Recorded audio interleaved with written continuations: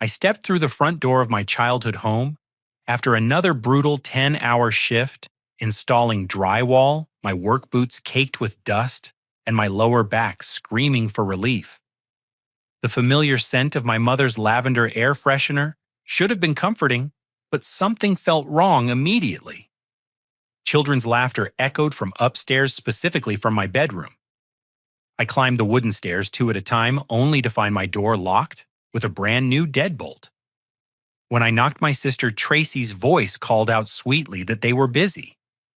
My mother Sandra appeared behind me, arms crossed, explaining matter-of-factly that she had given my room to Tracy and her 3 kids because they needed it more than I did. The words hit me like a sledgehammer to the chest. This was my space, the room I paid $800 monthly to occupy. Standing in that narrow hallway with paint chips scattered across the worn carpet, I felt the ground beneath my entire world shifting like quicksand. My mother's expression showed not a trace of guilt or uncertainty, just the cold practicality of someone who had already made peace with her decision. The children's voices behind the locked door grew louder, and I could hear furniture being rearranged, my belongings presumably shoved aside to make room for their chaos.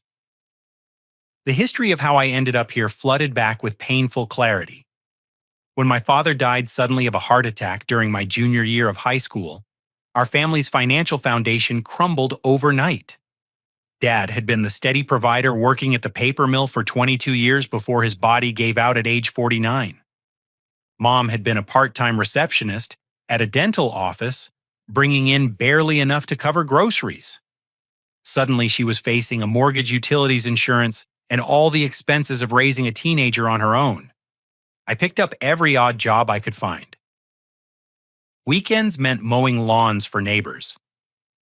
Evenings involved stocking shelves at the local grocery store, and summers were spent doing construction work with anyone willing to hire a scrawny 16-year-old. While my classmates worried about prom dates and college applications, I was calculating whether we could afford to keep the heat on through another winter. My grades suffered, but we survived. After graduating, I worked full-time construction while attending community college part-time, slowly earning my associate degree in business management. Those years were a blur of exhaustion, coffee, and textbooks studied by dim lamplight after 12-hour workdays.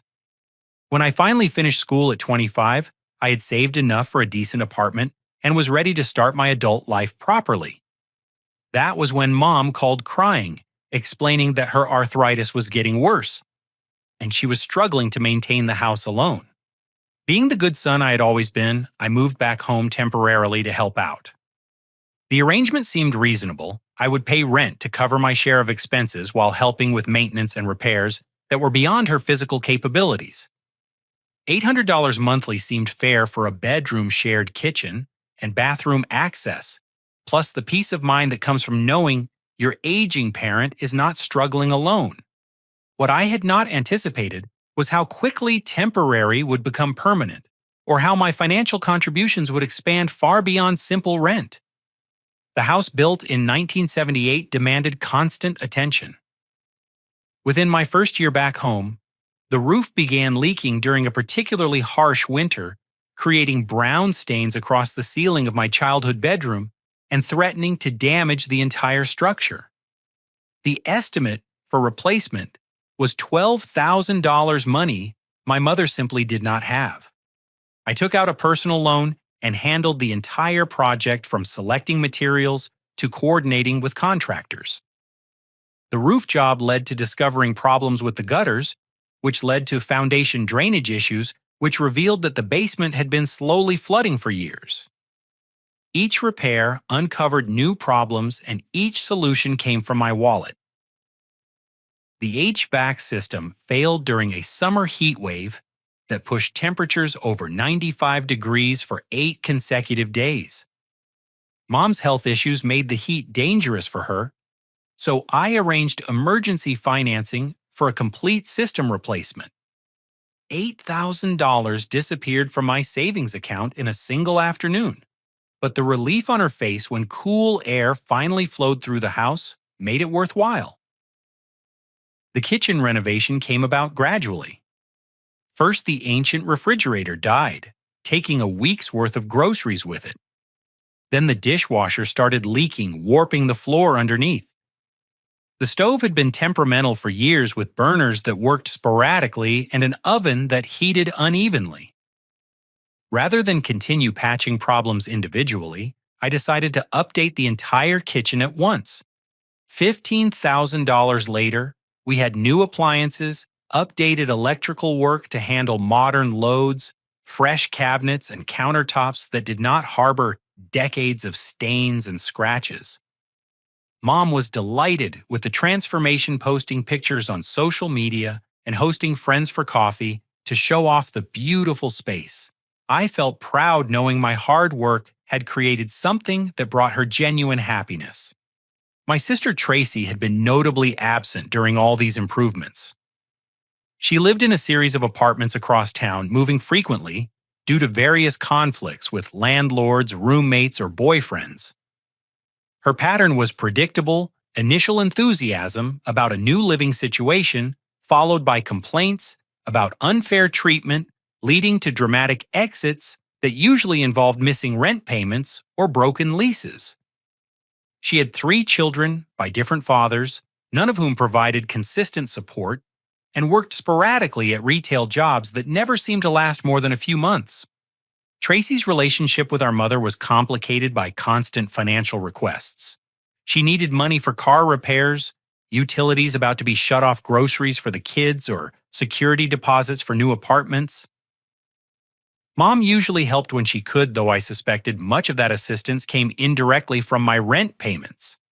I tried not to resent the arrangement, understanding that single motherhood was genuinely difficult, but Tracy's complete lack of financial planning or personal responsibility grew frustrating over time.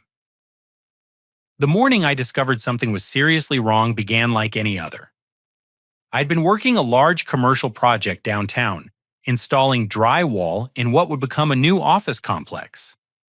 The work was physically demanding but paid well, and I was proud of the quality craftsmanship my crew consistently delivered. My supervisor had been hinting about a possible promotion to lead a team of my own, which would mean better pay and more stable hours. I arrived home bone-tired and looking forward to a hot shower and dinner. Instead, I found mail scattered across the kitchen counter with my name prominently displayed on several official-looking envelopes. The first envelope contained a utility transfer notice informing me that the electricity account had been switched to my name and social security number 3 months earlier. The second envelope showed similar transfers for gas service and water.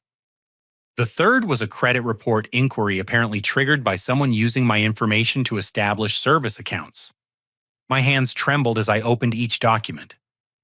The signatures looked remarkably similar to my own handwriting, but I had no memory of signing anything related to utilities.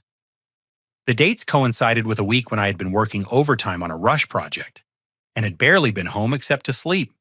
Confronting my mother about the forged signatures led to tears and explanations about how she was trying to help me build credit history, how utility bills in my name would demonstrate financial responsibility to future lenders. Her reasoning made no sense, and her inability to meet my eyes while explaining suggested she knew exactly how inappropriate her actions had been. What troubled me more than the forgery itself was the realization that I was now legally responsible for all household expenses while she maintained control over how money was spent and who lived in the house. I was paying for everything but had no actual authority over decisions that affected my living situation. The final straw came when I walked into the garage to retrieve a tool and discovered garbage bags full of my personal belongings. Books I had collected over years, workout equipment I used regularly, and winter clothes I would need in a few months had all been carelessly stuffed into black plastic bags like trash headed for the curb. When I confronted my mother about this, she explained dismissively that Tracy needed space for the children's things, and my stuff was just taking up room unnecessarily. Standing in that garage looking at my possessions treated like garbage. While my sister's family took over the space I paid for, something fundamental shifted inside me. The woman who had raised me, who I had sacrificed years of my young adult life to support, saw me as nothing more than a convenient source of income with no rights or dignity worthy of respect. That realization cut deeper than any physical injury I had ever experienced on a construction site. The next morning, I woke before dawn with a sick feeling in my stomach that had nothing to do with the leftover pizza I had eaten for dinner. Tracy's children were already awake in what used to be my room, their excited chatter about their new space carrying clearly through the thin walls. I lay on the uncomfortable couch where I had spent the night, my neck twisted at an awkward angle, and tried to process how quickly my living situation had deteriorated. After a quick shower and a cup of instant coffee, I decided to confront Tracy directly about the arrangement. I found her in the kitchen making breakfast for her kids, acting completely at home, as she scrambled eggs in the pan I had bought for the renovated kitchen.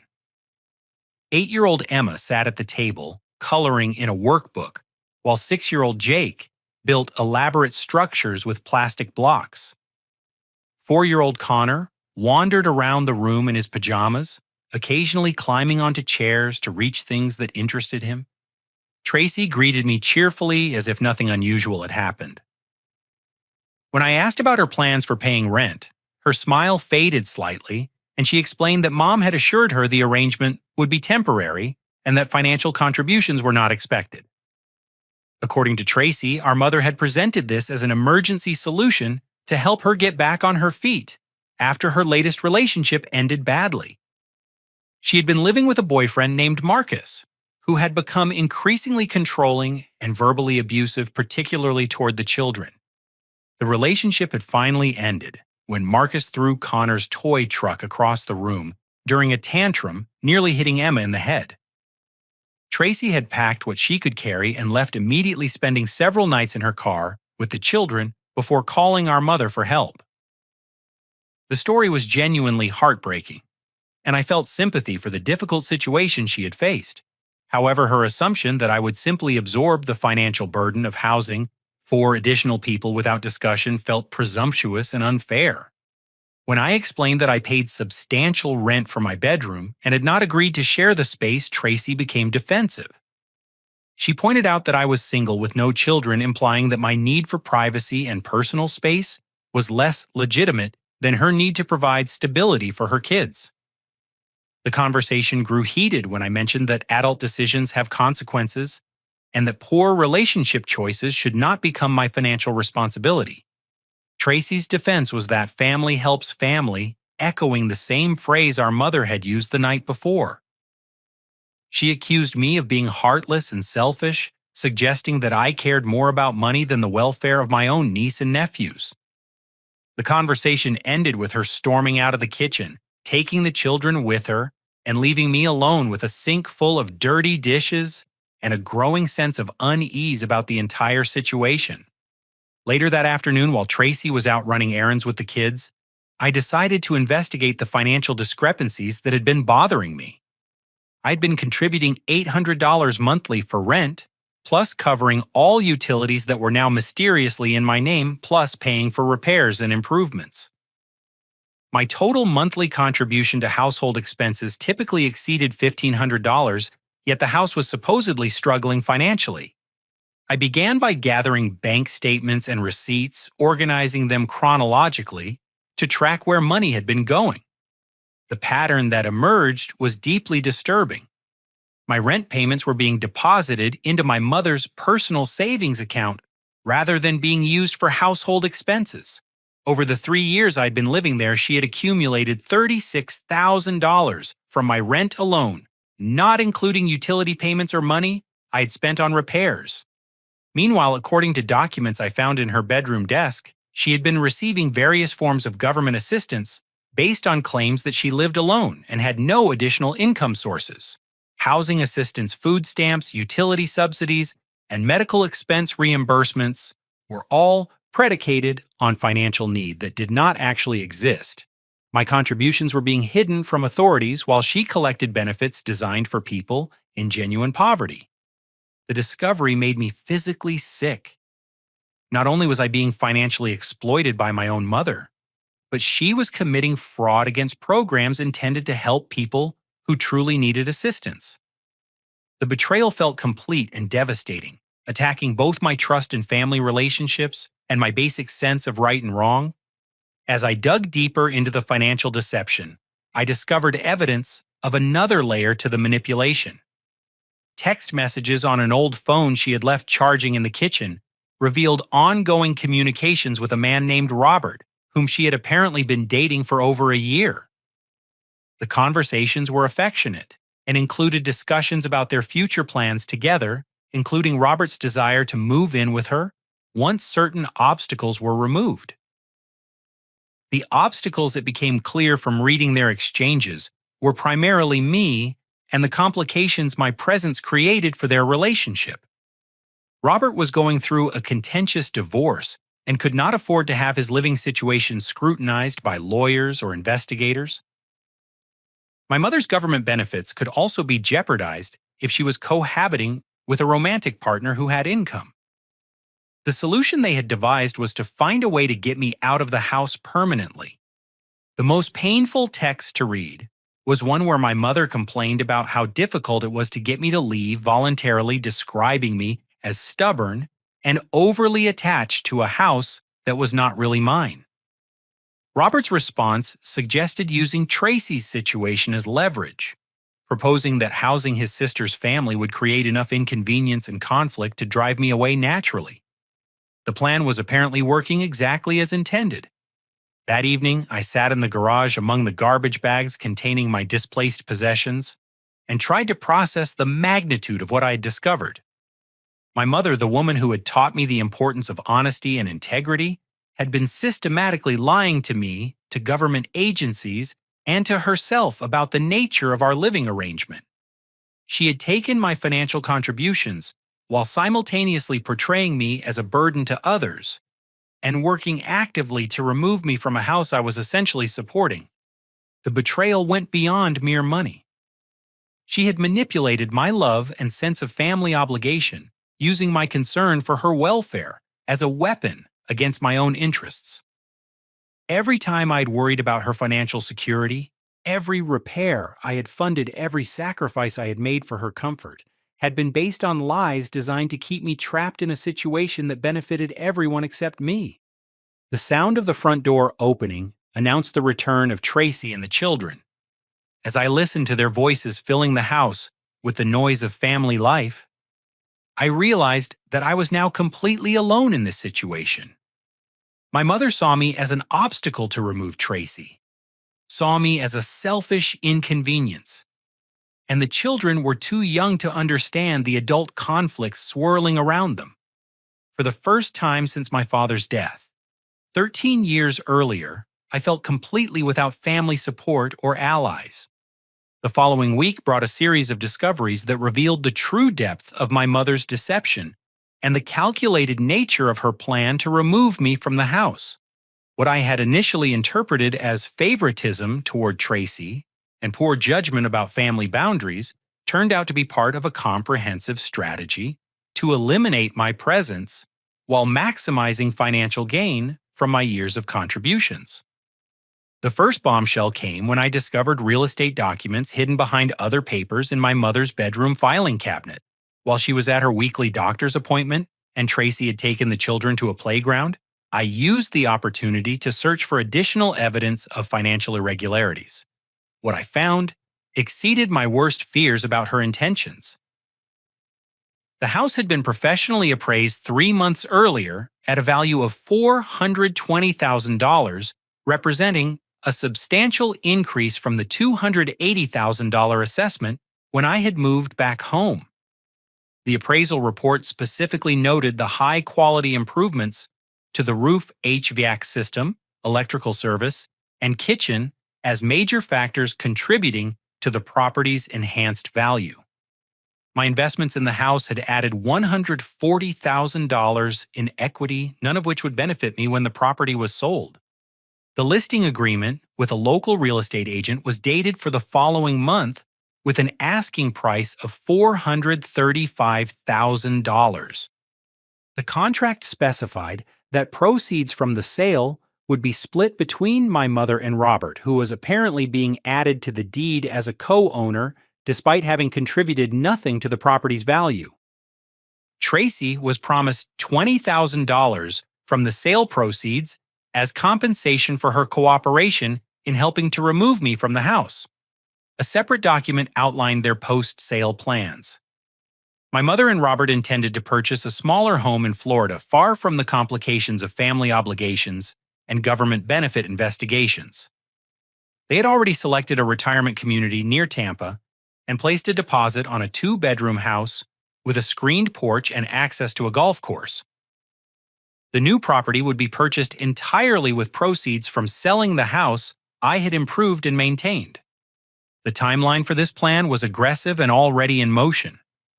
The real estate listing would go live within weeks, with an anticipated closing date before the end of summer. I was expected to be gone by then, either through voluntary departure or formal eviction proceedings that were already being prepared by a lawyer Robert had retained. My mother had no intention of giving me advance notice or an opportunity to negotiate alternative arrangements. The psychological warfare began escalating immediately after Tracy moved in with her children. The house rules changed daily, always in ways that made my presence more uncomfortable and inconvenient. My designated shower time was reduced to 15 minutes in the early morning before the children needed to get ready for school. Kitchen access was limited to specific hours when I would not interfere with Tracy's meal preparations or the children's activities. My mother began changing locks throughout the house, starting with cabinets where I had previously stored personal items, then progressing to the basement where I kept tools and workout equipment. When I asked for keys to access my own belongings, she explained that the children's safety required limiting access to potentially dangerous areas. The implication that I posed a threat to my own niece and nephews felt like another deliberate insult designed to justify increasingly hostile treatment. The mail situation became particularly vindictive. Despite my name being on utility accounts and various financial documents, my mother began intercepting mail addressed to me and disposing of items she deemed unimportant. Important communications from my bank, insurance company, and employer were delayed or lost entirely. When I confronted her about this, she claimed to be trying to reduce clutter and suggested that I should establish my own mailing address if I wanted complete control over my correspondence. Tracy's children, innocent victims in this adult conflict, began treating me like a stranger in what had been my home for 3 years. They had been told that I was a temporary guest who would be leaving soon, which explained their lack of concern about taking over my space or disrupting my routines. 8-year-old Emma started asking when I would be moving out so they could have more room for their things. 6-year-old Jake complained that I was too loud when I came home from work late, even though I made every effort to be quiet. The most heartbreaking loss was the disappearance of my father's military service medals and flag, which had been displayed in a shadow box in my bedroom. When I asked my mother about these irreplaceable mementos, she claimed not to know what had happened to them, suggesting that they might have been accidentally thrown away during the room changeover. The casual dismissal of items that represented my father's sacrifice and service felt like the ultimate betrayal of family memory and values. Robert began staying overnight regularly, marking his territory like an animal claiming a new den. He left his toiletries in the main bathroom, hung his clothes in the front closet, and gradually moved his belongings into spaces throughout the house.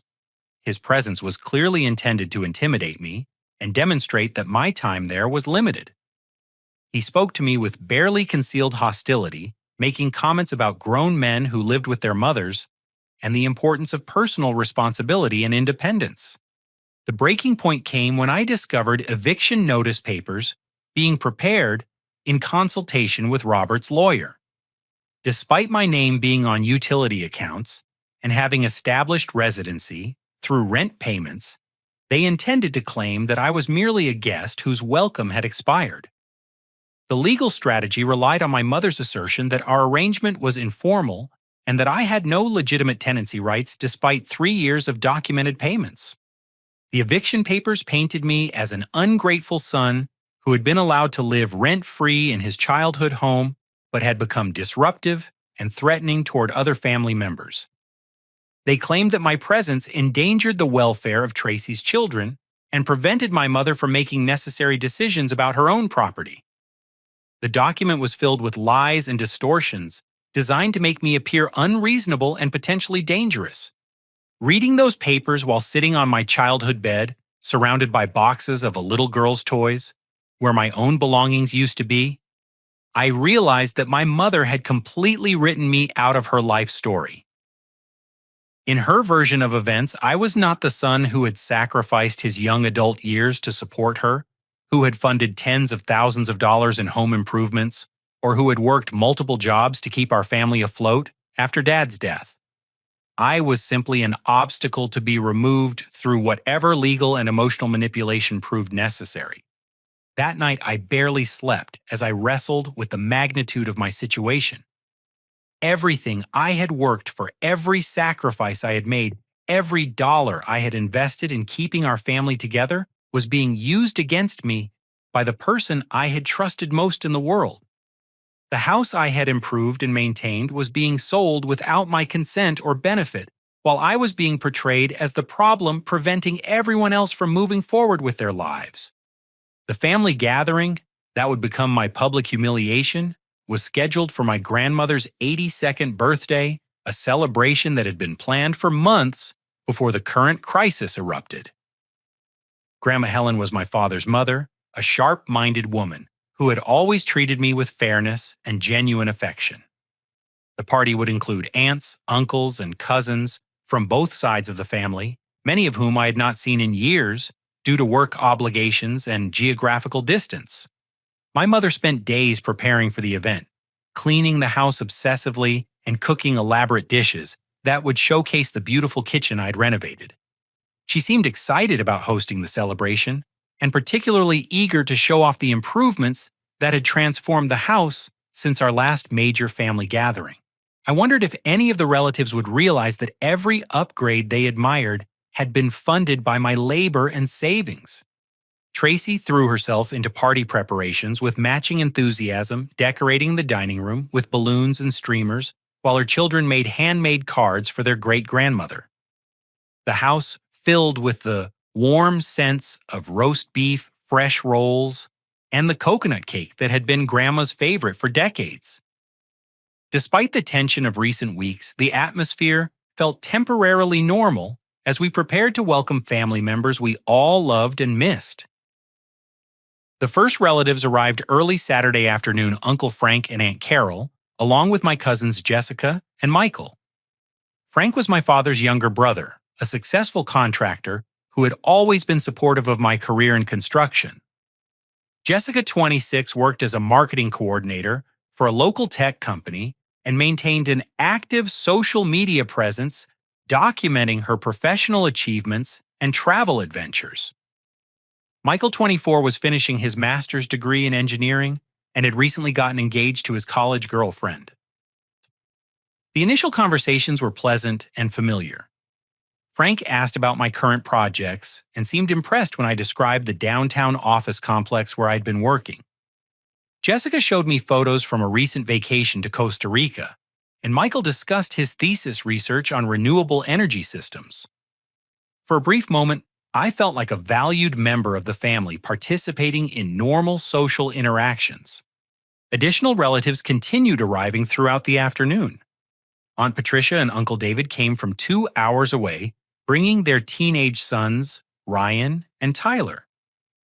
Cousin Amanda drove down from the state capital with her husband Brian and their 2 young daughters. By dinner time, 16 family members had gathered around the expanded dining table, creating the kind of multi-generational celebration that had been common during my childhood but rare in recent years. The trouble began during dinner, when Uncle Frank made a casual comment about how nice the house looked with all the recent improvements. He complimented the kitchen renovation and mentioned that the new roof had clearly been a smart investment, given the harsh winter weather we had experienced. My mother accepted the praise, graciously describing the challenges of maintaining an older home and the importance of staying current with necessary repairs. When Frank asked who had handled the renovation work, my mother hesitated for just a moment before crediting local contractors and her own careful planning. She made no mention of my financial contributions or the personal loans I had secured to fund the projects. Tracy chimed in to support this narrative, praising our mother's good judgment and her ability to manage complex home improvement projects despite her limited income. I remained silent during this exchange, not wanting to create conflict during Grandma's celebration, but my discomfort must have been visible. Cousin Jessica, always observant of social dynamics, asked directly whether I had been involved in the renovation decision since I lived in the house. This innocent question created an opening for my mother to launch into her carefully prepared character assassination. According to my mother's version of events, I'd been living in the house rent-free for 3 years, while contributing nothing to household expenses or maintenance costs. She described me as increasingly selfish and demanding, expecting her to provide free housing while I saved money for my own future plans. The renovation project she claimed had been funded through her own savings government assistance programs and help from Robert, whose involvement in our family she was now acknowledging publicly for the first time. Tracy supported this narrative enthusiastically, adding details about how my presence had become disruptive to her children's adjustment to their new living situation. She described me as resentful about sharing space and unwelcoming toward kids who had nowhere else to go after escaping an abusive relationship. According to Tracy, I had been making unreasonable demands about privacy and personal space while showing no concern for the welfare of vulnerable family members. The relatives absorbed this information with varying degrees of surprise and disappointment. Uncle Frank, who had always respected my work ethic and dedication to family, looked genuinely shocked to hear that I had been taking advantage of my mother's generosity. Cousin Jessica immediately began taking notes on her phone, apparently planning to share this family drama with her online followers. The younger cousins exchanged glances that suggested they were reconsidering their previous positive impressions of my character and life choices. When I attempted to defend myself by mentioning my rent payments and financial contributions, my mother dismissed these claims as exaggerations and distortions. She produced bank statements showing deposits into her account, but explained these as loan repayments for money she had advanced to help me through various financial difficulties over the years. The documentation appeared to support her story, though it actually represented creative accounting designed to obscure the true nature of our financial relationship. Uncle Frank, clearly uncomfortable with the family conflict, but feeling obligated to address what seemed like serious character issues, offered to help me find alternative housing. He suggested that I could sleep on the couch in his spare room until I got my act together and found a place of my own. The offer was made with good intentions but felt like confirmation that my extended family now viewed me as a charity case requiring intervention and support. Cousin Jessica took the opportunity to record part of the confrontation on her phone, later posting it to her social media accounts with commentary about entitled millennials who refused to take responsibility for their own lives.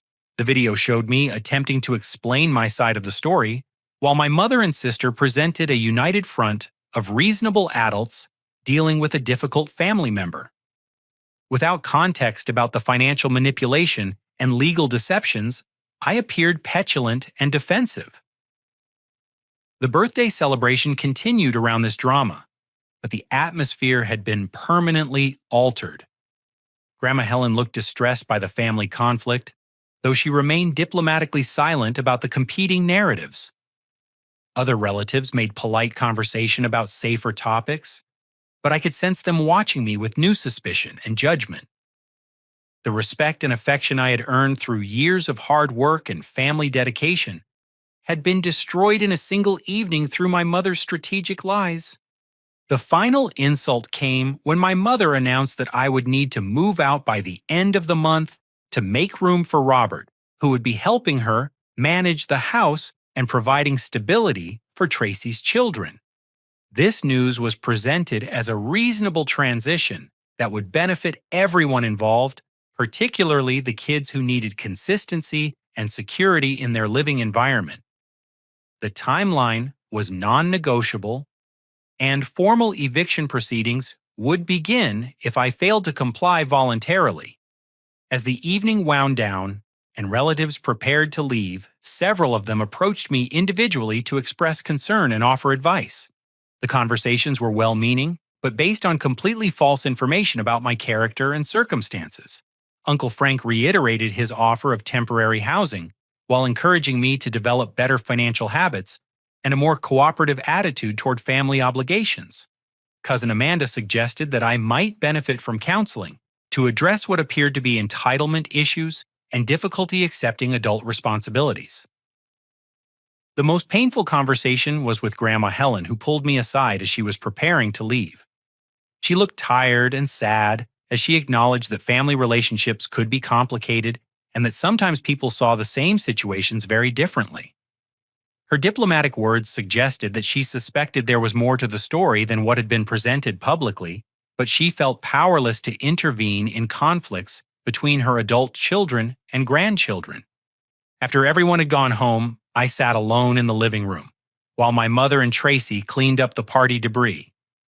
They chatted happily about how well the evening had gone and how nice it had been to host such a large family gathering. Robert, who had attended as my mother's official boyfriend, helped with kitchen cleanup while making comments about the importance of family unity and moving forward from past conflicts. That night, lying on the couch that had become my permanent sleeping arrangement, I realized that my reputation within the extended family had been destroyed beyond repair. Even if I eventually proved that my mother's accusations were false, the damage to relationships that had taken decades to build could never be fully undone. Jessica's social media posts would preserve this version of events permanently, creating a public record of my alleged failures as a son and family member. The psychological impact of that evening was devastating in ways that went beyond mere embarrassment or frustration. I had been systematically erased from my own family story, replaced with a fictional character whose selfishness and ingratitude justified whatever treatment he received. The people who should have known me best had accepted lies about my character without question, apparently finding it easier to believe the worst about me than to investigate the situation more carefully.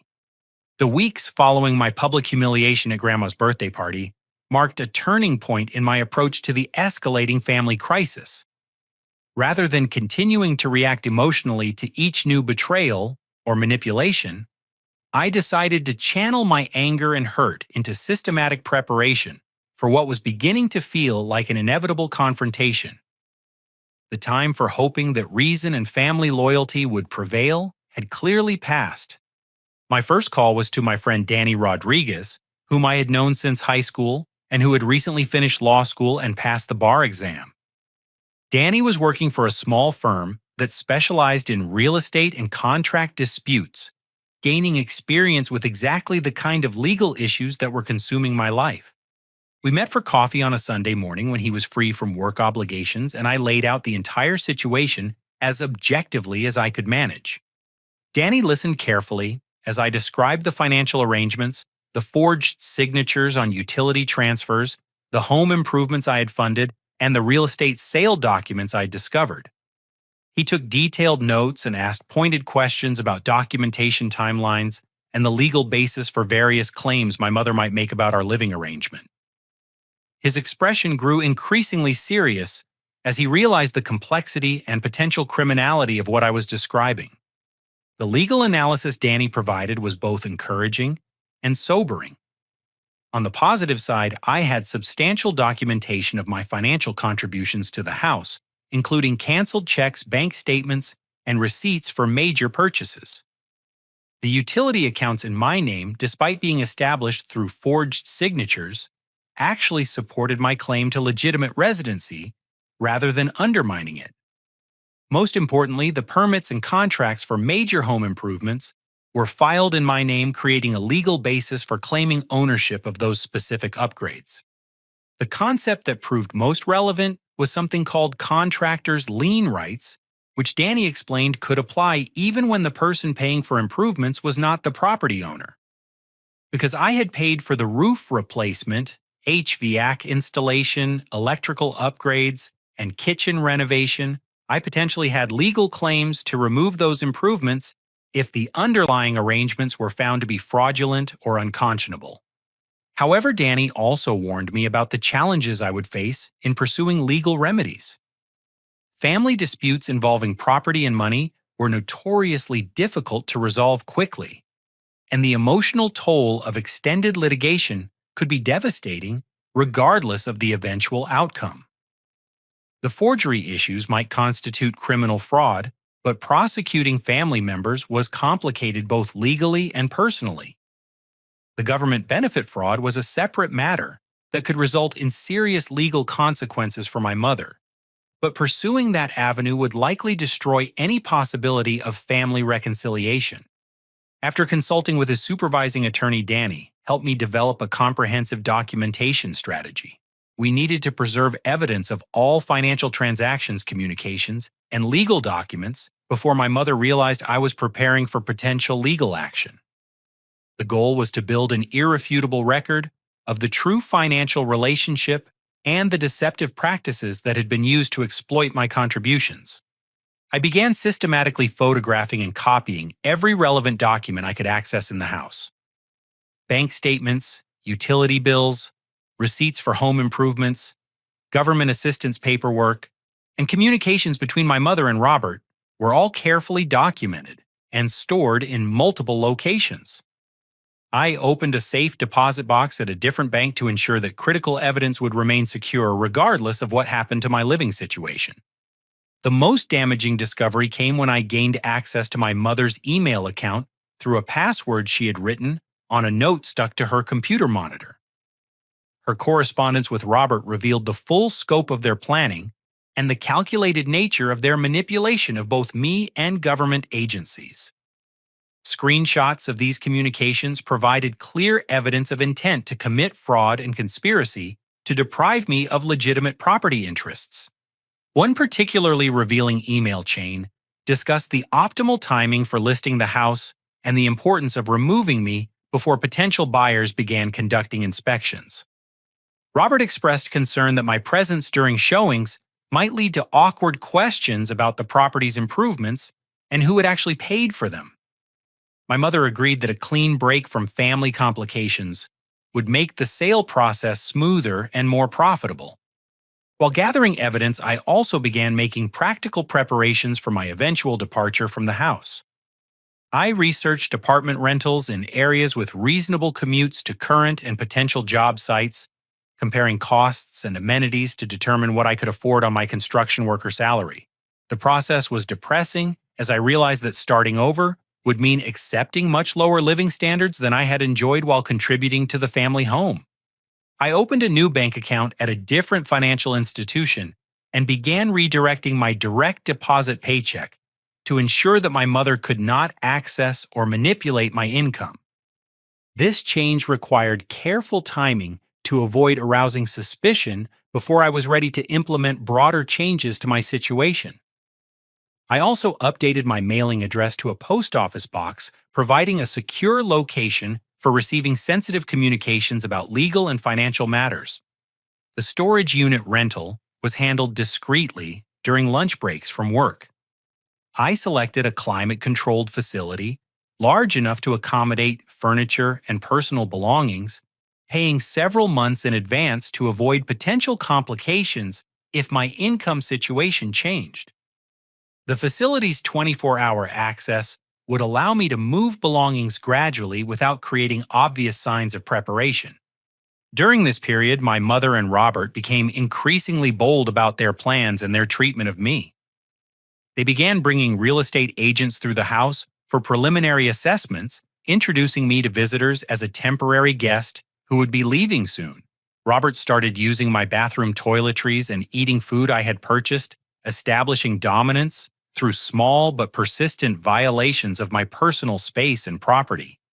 Tracy's attitude toward me shifted from defensive to openly hostile as she realized that my departure would benefit her family's security in the house. She began making complaints to our mother about alleged inappropriate behavior toward her children, claiming that I made them uncomfortable through excessive attention or criticism of their activities. These accusations were completely fabricated, but served to create additional justification for removing me from the household. The children themselves were being systematically turned against me through subtle manipulation and direct lies about my character and intentions.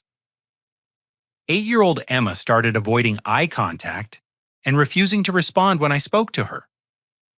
6-year-old Jake began telling elaborate stories about how I had threatened or frightened him, accounts that bore no resemblance to our actual interactions, but were eagerly believed by the adults who wanted to vilify me. Most painfully, I discovered that my mother had been intercepting mail from Grandma Helen, who had apparently been trying to reach me privately after the birthday party confrontation. Several letters expressing concern about family conflicts and offering support had been hidden in my mother's bedroom, preventing me from receiving the only sympathetic communication from my extended family. One evening in mid-June, while organizing documents in the storage unit, I found myself overwhelmed by the magnitude of what I was preparing to do. Walking away from my family home meant accepting that the relationships that had defined my entire life were beyond repair. The house where I had grown up, where my father had taught me to throw a baseball and change a tire, would be sold to strangers who would never know the history embedded in its walls. But I also felt a growing sense of empowerment as my preparations progressed. For the first time in months, I was taking control of my situation, rather than simply reacting to other people's manipulations and betrayals. The evidence I was gathering would allow me to tell the true story of our financial arrangements, and the legal strategies Danny had outlined provided concrete alternatives to continued victimization. The final piece of preparation involved timing the revelation of my legal position and the implementation of my departure strategy. Danny advised waiting until my mother had committed more fully to the real estate sale process, making it difficult for her to reverse course when she realized the complications my claims would create. The goal was to maximize the impact of my response while minimizing the opportunity for additional manipulation or retaliation. As summer began and the house sale preparations intensified, I felt ready to execute a plan that would finally assert my rights and dignity while escaping a situation that had become psychologically and financially unsustainable. The scared and confused young man who had been blindsided by his family's betrayal was transforming into someone capable of strategic thinking and decisive action. Whatever happened next, I would face it on my own terms with legal backing and careful preparation. The morning of my departure arrived with the kind of perfect clarity that sometimes follows weeks of storm clouds. I had scheduled 3 days of vacation from work, telling my supervisor I needed to handle some family matters that required my full attention. The moving company trucks were scheduled to arrive at precisely 8 o'clock in the morning, followed by specialized contractors who would begin the process of reclaiming the property improvements that legally belonged to me. My mother had taken Tracy's children to a doctor's appointment in town, a routine visit I had learned about through careful observation of the family calendar. Robert was at his own apartment dealing with divorce paperwork, giving me a window of several hours to begin the process without immediate interference or confrontation. The timing was essential, as Danny had warned me that any attempt to prevent lawful removal of my property could result in additional legal complications for everyone involved. The first truck to arrive belonged to Martinez Moving Company, a family-owned business that had handled relocations for several of my construction colleagues over the years. The crew chief, Carlos Martinez, was someone I had worked with on a commercial project the previous year, and he understood the sensitive nature of the current situation. His team would remove my personal belongings quickly and efficiently while treating the process with appropriate professionalism and discretion. The second vehicle was a specialized equipment truck from Advanced HVAC Services, the same company that had installed the heating and cooling system 3 years earlier. Danny's research had confirmed that the system had been purchased and installed under my name, making me the legal owner despite its integration into the house structure. The removal would require several hours of careful work to disconnect units, seal openings, and ensure that basic climate control remained functional through temporary window units. Kitchen Specialists Incorporated arrived 30 minutes later with a crew trained in appliance removal and cabinet reconfiguration. The dishwasher, refrigerator, stove, and microwave that had transformed my mother's cooking capabilities were all documented purchases made with my credit cards and bank loans. The removal process would leave basic electrical connections intact, but would require significant adjustment to the kitchen's functionality and aesthetic appeal. The water heater removal was handled by Thompson Plumbing, whose owner had been the original installer when the old unit failed during my second year in the house. The replacement process would involve installing a smaller basic unit sufficient for the reduced household size that would result when Tracy and her children were eventually forced to find alternative housing arrangements. As the contractors began their systematic work, I walked through each room of the house, documenting the process with photographs and video recordings. The evidence would be crucial if legal challenges arose later, but the documentation also served a personal purpose in helping me process the magnitude of what I was reclaiming. Every item being removed represented not just financial value, but years of my labor and sacrifice that had been taken for granted or actively exploited. The HVAC removal proved most complex, requiring access to ductwork in the basement and attic spaces. The outdoor condenser unit sat on a concrete pad that I had poured specifically for the installation, making its removal straightforward once electrical connections were safely disconnected. Inside the house, the furnace and air handler were extracted through the basement entrance, leaving rectangular openings in walls that had been carefully modified to accommodate the equipment. Window air conditioning units were installed in key rooms to provide minimal climate control during summer heat, but the capacity was dramatically reduced compared to the whole house system that had been removed. The bedroom where Tracy's children slept would be particularly uncomfortable as it faced west and received intense afternoon sun that had previously been managed by central air conditioning. Kitchen appliance removal created the most visually dramatic transformation. The gleaming stainless steel refrigerator was replaced with an ancient unit borrowed from the basement that barely maintained proper temperatures and made grinding noises throughout its cooling cycles. The smooth-top electric stove was replaced by a 2-burner hot plate that would make preparing meals for 5 people nearly impossible. The dishwasher removal left an empty cabinet opening that was temporarily covered with plywood. The electrical panel replacement was handled by Hoffman Electric, the same company that had upgraded the house's electrical service to handle modern appliances and air conditioning loads.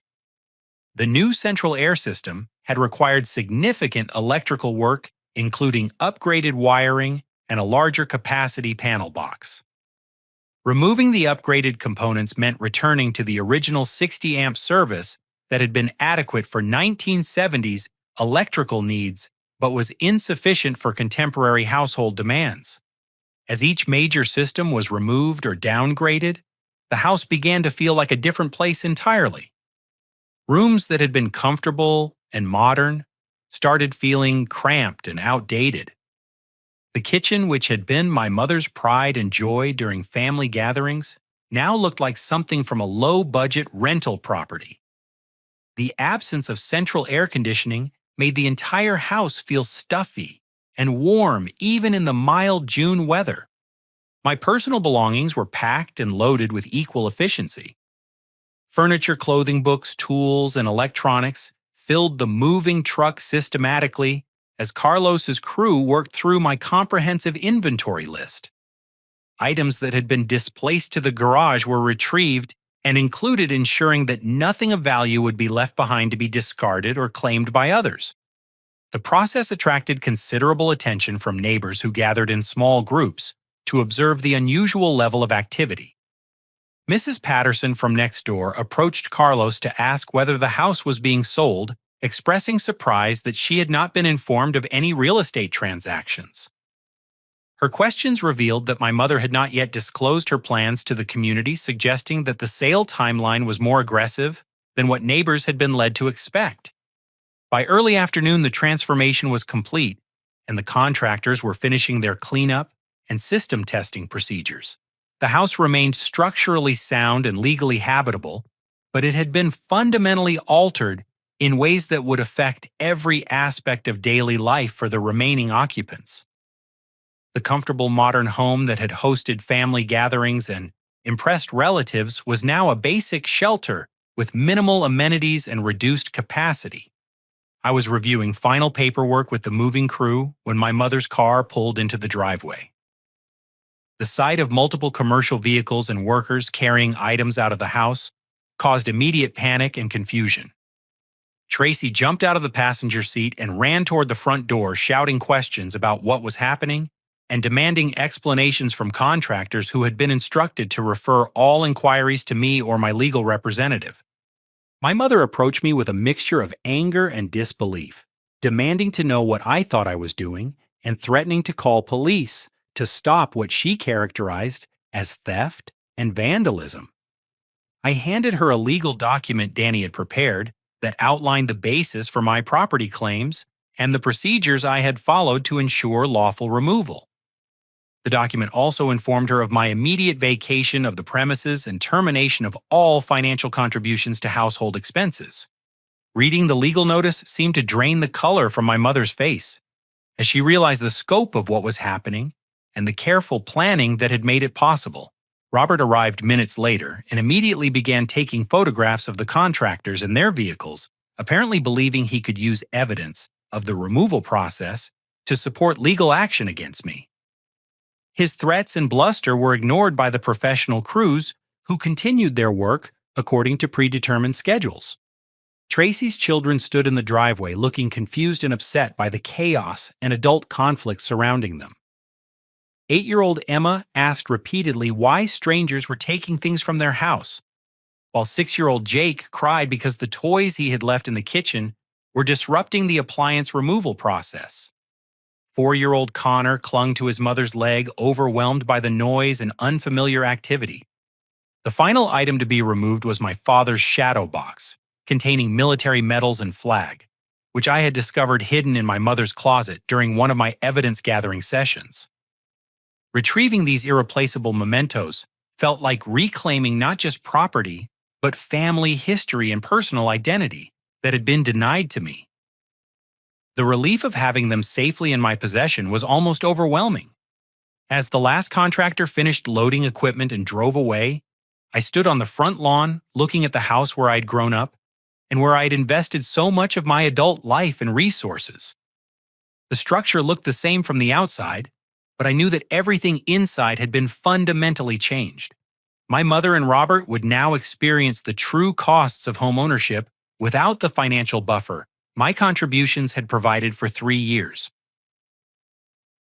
The drive away from my childhood home felt simultaneously liberating and heartbreaking. In the rearview mirror, I could see my mother standing in the driveway with her arms crossed, while Tracy tried to comfort her crying children. Robert was on his phone, presumably calling lawyers or authorities who might reverse what I had accomplished. But all the legal documentation was proper, and all the property removals were legitimate under the contractor's lien rights Danny had researched.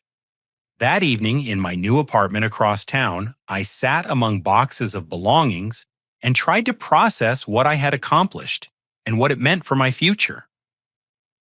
The apartment was smaller and less luxurious than the bedroom I'd occupied in my family home, but it was entirely mine, and free from the manipulation and conflict that had poisoned my previous living situation.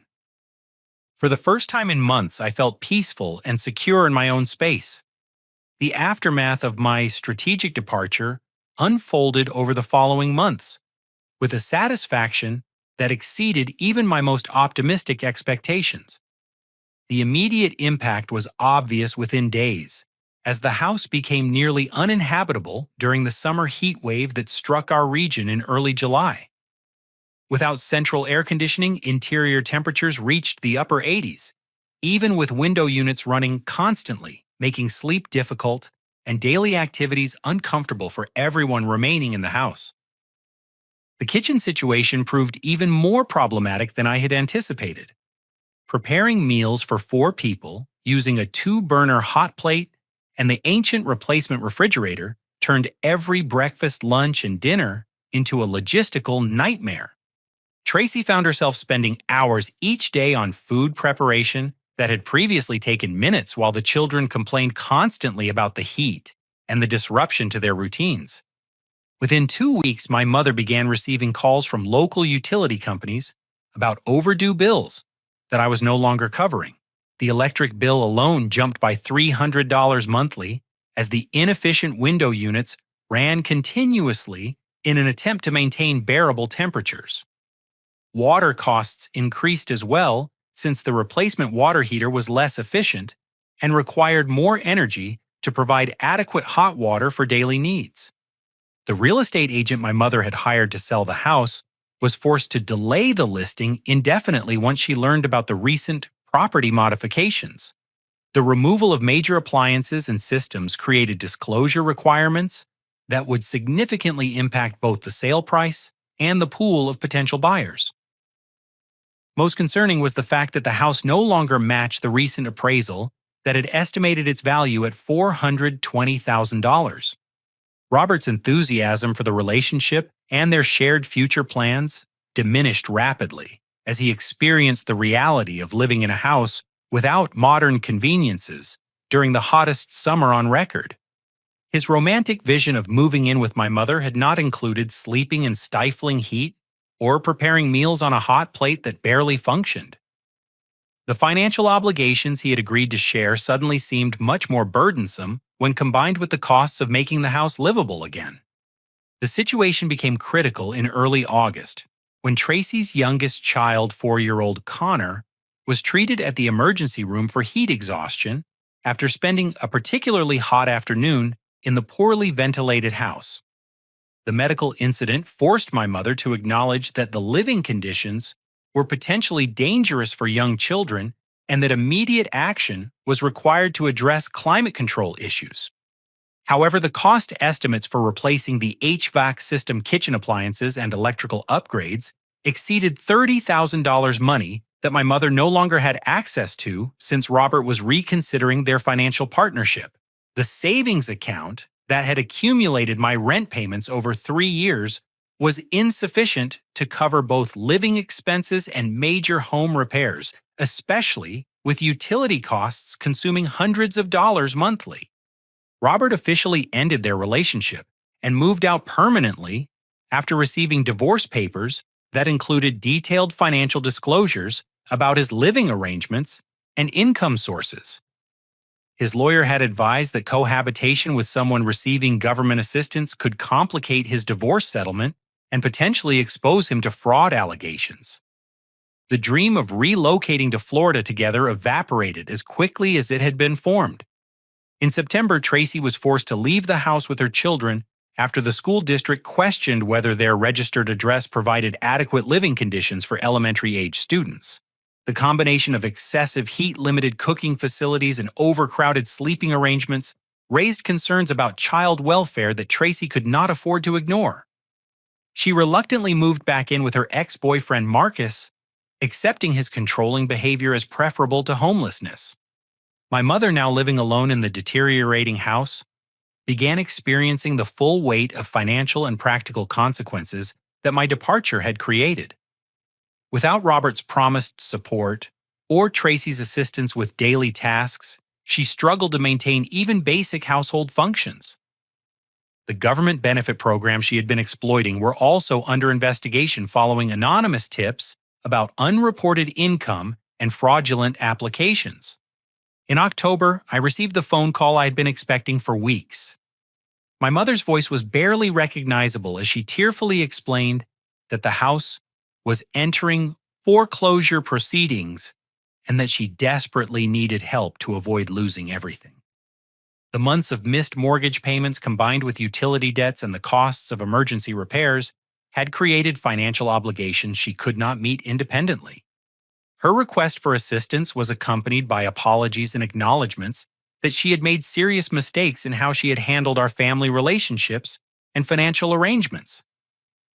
For the first time since the crisis began, she admitted that my contributions had been substantial and that my departure had revealed how dependent the household had become on my income and support. However, her apologies remained focused on tactical errors rather than fundamental violations of trust and integrity. She expressed regret about the timing of her decisions and the communication problems that had led to misunderstandings, but she did not acknowledge the deliberate deception, financial exploitation, or character assassination that had defined her behavior. The request for help came with implicit expectations that I would resume my previous role as financial supporter without addressing the underlying issues that had created our conflict. My response was measured and final. I explained that I was willing to maintain a limited relationship with appropriate boundaries, but that financial entanglement and shared living arrangements were permanently off the table. The trust required for those arrangements had been destroyed through her choices, and my own financial security required protecting myself from future exploitation. I also informed her that I had shared documentation of the government benefit fraud with appropriate authorities not out of vindictiveness, but because continued silence would make me complicit in ongoing criminal activity. The investigation was already underway, and cooperation with authorities might help minimize legal consequences while ensuring that programs designed to help genuinely needy families were not abused. The house was sold in a foreclosure auction 3 months later for $260,000, significantly less than the mortgage balance my mother owed. The proceeds were insufficient to cover her debts, leaving her facing bankruptcy and the loss of credit access for years to come. The home improvements I had funded, which had briefly increased the property value, could not overcome the deterioration that had occurred since my departure. My mother eventually moved to a small apartment in a senior living complex where her housing costs are subsidized based on her legitimate income and financial need. The arrangement provides appropriate support for her age and health conditions. While ensuring that government resources are used properly, our relationship is cordial but distant, consisting of brief phone calls on holidays and occasional family updates. Tracy learned valuable lessons about financial responsibility and relationship choices through the crisis she had helped create. The experience of returning to an abusive relationship temporarily motivated her to develop job skills and support systems that eventually allowed her to establish independent housing for herself and her children. She completed a certified nursing assistant program and found stable employment at a local hospital, providing steady income and health benefits for her family. The extended family members who had judged me so harshly during the birthday party confrontation gradually learned the true facts about our financial arrangements through conversations with Grandma Helen, who had conducted her own investigation after becoming suspicious about the conflicting accounts. Uncle Frank offered a sincere apology and has become a reliable source of career advice and family support. Cousin Jessica deleted her social media posts about entitled millennials and publicly acknowledged that she had shared information without understanding the full situation. My own life has flourished in ways that would not have been possible while trapped in the toxic dynamic of my family home. The promotion to site supervisor that had been promised came through 6 months after my departure, along with a substantial salary increase that allowed me to move to a larger apartment and begin building genuine savings for future goals. The stress-related health issues that had been developing from months of family conflict resolved quickly once I was living in a peaceful environment. Most importantly, I met Sarah Chen at a company barbecue the following spring. Sarah is a structural engineer who works for the architectural firm that designed several of our construction projects, and our professional connection grew into a personal relationship built on mutual respect and honest communication. She brings intelligence, humor, and emotional stability to my life while appreciating the work ethic and family loyalty that nearly destroyed me when misdirected toward people who exploited those qualities. We have been dating for 8 months now, and our relationship feels fundamentally different from the family dynamics that had defined my adult life until that point. Sarah values my financial contributions because she contributes equally to our shared expenses, creating partnership rather than dependence. She supports my career ambitions while pursuing her own professional goals, and our disagreements are resolved through discussion rather than manipulation or emotional warfare. The house where I grew up has been purchased by a young family who are slowly renovating it with their own labor and resources. Driving past the property occasionally, I feel nostalgic about my childhood memories there, but no regret about leaving when I did. The structure is being restored with love and care by people who appreciate its potential, which seems like a fitting conclusion to my own complicated history with the place. The most profound lesson I learned through this experience is that family loyalty must be balanced with self-respect and personal boundaries. Supporting people you love is admirable and important, but enabling destructive behavior ultimately harms everyone involved.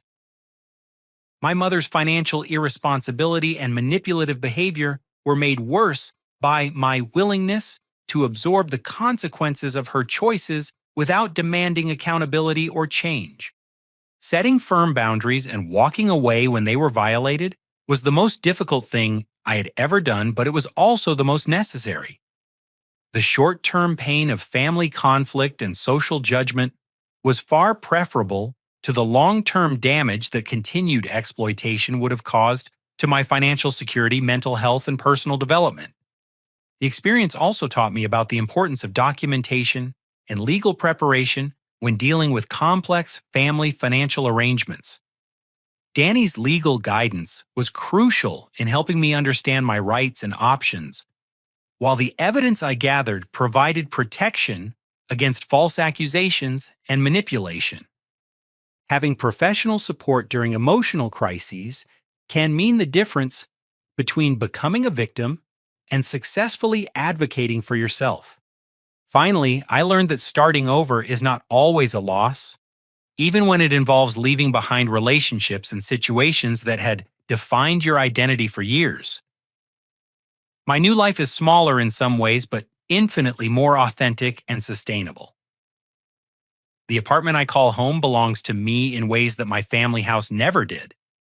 And the relationships I am building are based on mutual choice rather than obligation or dependence. For anyone facing similar situations with family financial exploitation or emotional manipulation, my advice is to document everything. Seek professional guidance. And remember that protecting yourself is not selfish when dealing with people who refuse to respect reasonable boundaries. Family relationships should enhance your life rather than diminish it, and walking away from toxicity is sometimes the most loving thing you can do for everyone involved.